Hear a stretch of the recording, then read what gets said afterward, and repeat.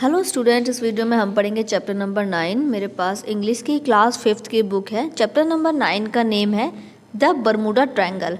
आज हम इस बरमूडा ट्रायंगल के बारे में पढ़ने वाले हैं। चैप्टर देखिए काफ़ी बड़ा है और इसमें 3 पेजेस हैं समझाने के लिए और बहुत ही हार्ड लैंग्वेज भी दी हुई है, लेकिन मैं आपको यही चैप्टर अपनी ही लैंग्वेज में, अपनी ही भाषा में बहुत आसान तरीके से बताऊंगी, जिससे आपको पूरा चैप्टर अच्छे से समझ में आ जाएगा।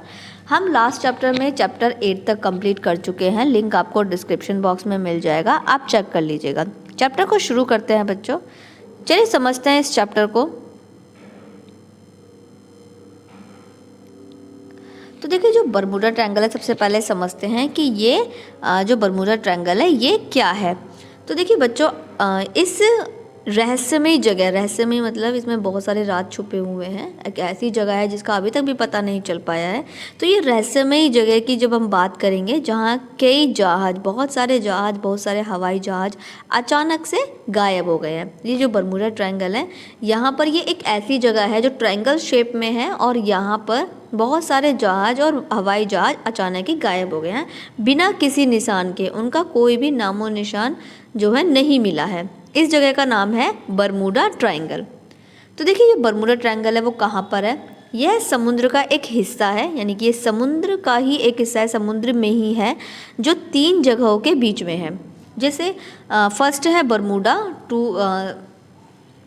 सेकंड है फ्लोरिडा और 3 है पुएर्तो रिको। इन तीनों जगहों को मिलाने पर एक त्रिकोण यानी ट्रायंगल बनता है, इसीलिए इसे बरमूडा ट्रायंगल कहा जाता है। तो बच्चों, आपको समझ में आ गया होगा कि इसको बरमूडा ट्रायंगल क्यों कहा जाता है, क्योंकि ये 3 जगहों से मिलकर बना है। बरमूडा, फ्लोरिडा अमेरिका को कहते हैं, और पुएर्तो रिको। इन तीनों जगहों को मिलने पर ये एक त्रिकोण यानी कि ट्रायंगल बनता है, इसीलिए इसे बरमूडा ट्रायंगल कहा जाता है। इसके बाद देखिए, अब हम बात करेंगे एक स्टोरी के बारे में, कहानी के बारे में, जो है फ्लाइट 19 की कहानी। 1945 की है ये। 5 दिसंबर 1945 को अमेरिका की नौसेना के 5 ट्रेनिंग विमान, यानी जो ट्रेनिंग पर थे वो 5 ट्रेनिंग विमान उड़ान भरते हैं। उनके नेता लेफ्टिनेंट टेलर, थोड़ी देर बाद उनके जो नेता थे वो थे लेफ्टिनेंट टेलर।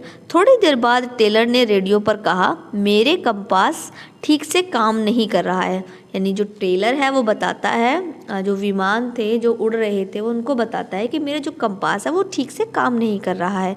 और कंपास कहते हैं जो दिशा बताता है, दिशा बताने वाला इंस्ट्रूमेंट होता है ये, जो दिशा बताता है कि किधर ईस्ट है किधर वेस्ट है। तो वो अचानक से क्या होता है, वो अचानक से ख़राब हो जाता है और वो ठीक से काम नहीं करता। बाकी पायलट भी उलझ गए, यानी जो बाकी के पायलट है वो भी कंफ्यूज हो जाते हैं। कोई पूर्व की ओर चला गया, कोई पश्चिम की ओर चला गया, यानी सारे जो विमान थे, जितने भी हवाई जहाज थे, वो अलग अलग दिशाओं में चले गए कंपास की गड़बड़ी की वजह से, दिशाओं की गड़बड़ी की वजह से। फिर रेडियो पर टेलर की आवाज़ आई, सबको उतरने की तैयारी करो। यानी एकदम से आवाज़ आती है कि जल्दी से उतरने की अब तैयारी करो। इसके बाद सभी विमान एकदम गायब हो गए। कई जहाज़ों और हवाई जहाज़ों ने खोज की, लेकिन एक भी निशान नहीं मिला। यानी वो पाँचों की पाँचों हवाई जहाज़ को ढूंढा भी गया, लेकिन वो वहाँ पर नहीं मिले, कुछ भी नामो निशान नहीं मिला और वो बिल्कुल गायब हो गए। अब देखिए, एक और रहस्यमय हादसा जिसका अभी तक भी कुछ पता नहीं चल पाया है। सिटी बैले नाम की एक नाव मिली, लेकिन उसका क्रू यानी कि जहाज पर काम करने वाले लोग पूरी तरीके से गायब थे। अब देखिए, यहाँ पर एक और स्टोरी है जो कि बहुत ही कंफ्यूज करने वाली है कि एक नाव मिली है जिसका नाम है सिटी बैले, लेकिन उस पर जो काम करने वाला एक भी लोग नहीं है, वो पूरी तरीके से गायब है। इसके बाद अगला, रिवॉन्स नाव भी अपने मालिक और दल के साथ समुद्र में गायब हो गई। यानी कि ये जो नाव है बहुत बड़ी नाव है ये, और वो भी अपने दल के साथ में समुद्र में अचानक से गायब हो गई। विचक्राफ्ट नाव ने मदद के लिए संदेश भेजा। जो विचक्राफ्ट थी, विचक्राफ्ट नाव ने, ये नाव का नाम है, मदद के लिए संदेश भेजा, पर 10 मिनट में वो भी गायब हो गई। तो इस तरीके से जो जहाज हैं, हवाई जहाज है, नाव है, वो अचानक ही उस जगह पर जाते ही गायब हो जाते हैं। फिर उनका कुछ भी नामो निशान पता नहीं चलता। जो उनको ढूंढने भी जाता है वो भी गायब हो जाता है। तो इसके बारे में जब लोग जो लोग गायब हो जा रहे हैं, जो लोग नाव जहाज ये जो गायब हो जा रहे हैं उस जगह पर जाकर, तो लोग इसके बारे में क्या सोचते हैं।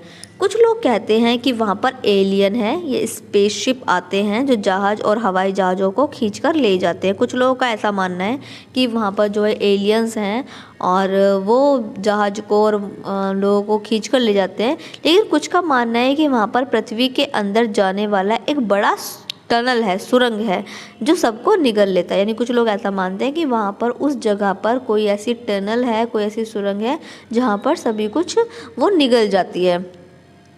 और इसके बारे में वैज्ञानिक क्या कहते हैं, क्योंकि ये तो हो गया जो लोग सोच रहे हैं, लेकिन इसके बारे में वैज्ञानिक क्या कहते हैं।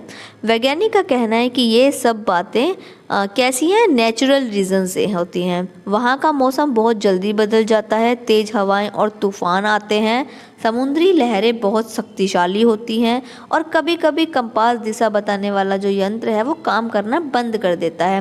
तो जो वैज्ञानिक है उनका मानना है कि वहाँ का मौसम बदल जाता है, तेज़ हवाएं तूफ़ान चलती हैं, समुद्री लहरें बहुत शक्तिशाली होती हैं और कभी कभी जो कंपास है वो काम करना बंद कर देता है। तो इसी वजह से जो जहाज़ और हवाई जहाज़ हैं वो रास्ता भटक जाते हैं, दिशा भटक जाते हैं और फिर उनका एक्सीडेंट हो जाता है। ये वैज्ञानिक का मानना है। बर्मुडा ट्रायंगल से अब हमें क्या सीख मिलती है। तो देखिए, जो चीज़ हमें रहस्यमय या जादुई लगती हैं उनके पीछे कुछ ना कुछ वैज्ञानिक कारण भी होते हैं।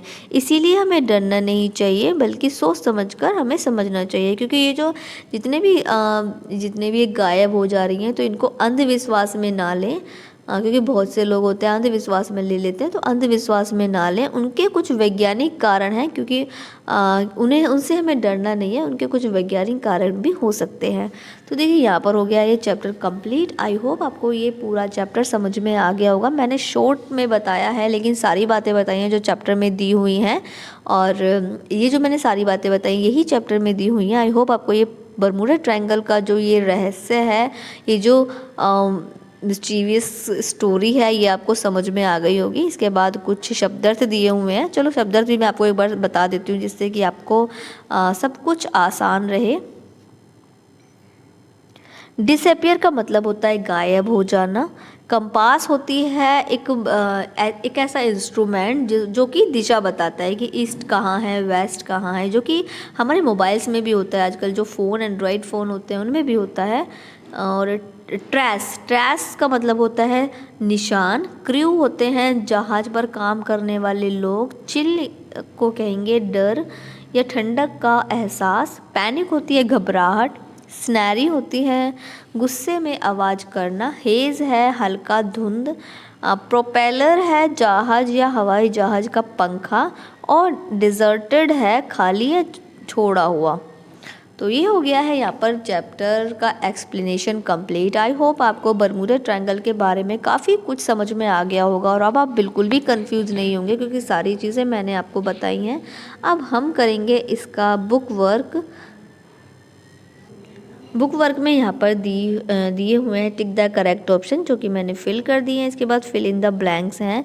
जगह काफ़ी छोटी थी, तो इसीलिए मैंने फिल इन द ब्लैंक्स जो है वो लास्ट में लिखे हुए हैं। आप इनको ब्लैंक्स में फिल कर लीजिएगा। आंसर द फॉलोइंग क्वेश्चन है, जिसके आंसर आपको साइड के पेज पर शो हो रहे होंगे, वहाँ से आप अपने आंसर्स नोट कर लीजिए। 4 क्वेश्चंस के आंसर मैंने नोट कर दिए हैं। इसके बाद नेक्स्ट पेज पर है फिल इन द ब्लैंक्स, मैंने फिल कर दिए, आप फिल कर लीजिएगा। और इसके बाद कुछ ग्रामर भी दिया हुआ है, जो कि मैंने फिल कर रखा है। और इसी के साथ में हो गया हमारे ये चैप्टर कंप्लीट। और अभी तक अगर आप हमारे चैनल से नहीं जुड़े हैं तो चैनल को सब्सक्राइब कर लीजिए, बेल आइकन ऑन कर लीजिए, वीडियो को ज़्यादा से ज़्यादा शेयर कीजिए, जिससे कि और भी बच्चे जो स्कूल वाले स्टडी करने वाले बच्चे हैं वो हमारे चैनल से जुड़ पाएँ और चैप्टर को भी अच्छे से पढ़ें, चैप्टर का भी एक्सप्लेनेशन समझें और उसके क्वेश्चन आंसर बुक वर्क भी पूरे करें। तो चैनल को, वीडियो को ज़्यादा से ज़्यादा और बच्चों को भी शेयर कीजिए। Watch more videos, like, share and subscribe.